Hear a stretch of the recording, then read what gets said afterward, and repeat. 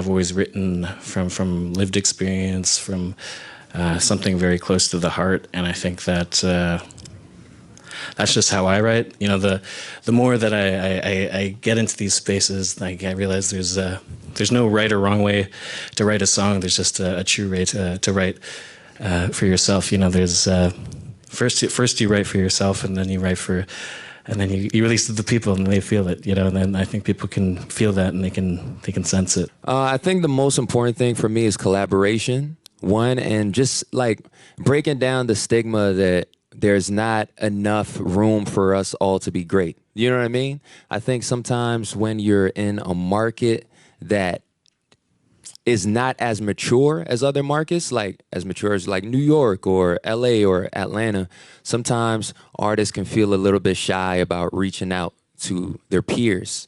You know what I mean? So I think that's an important thing for me to help do.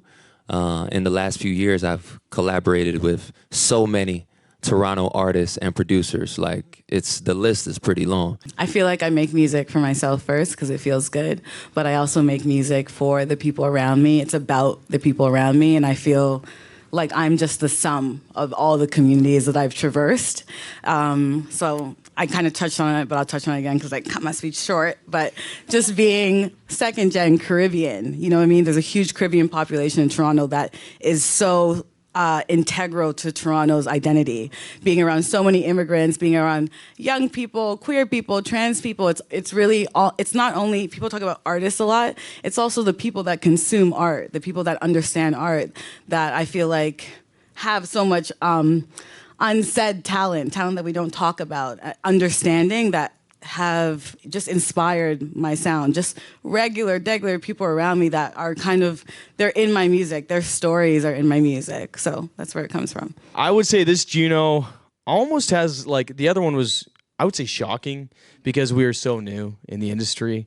Whereas tonight almost feels like more of a, like, you're doing something right. Yeah, it just feels like now that we're on the other side of it, it's once you get to this stage in your career, you've been doing this for a minute, you're off that high, and it's more of the, you know, are we still doing a thing that's connecting with fans? Are we still doing a thing that's real and authentic and organic feeling?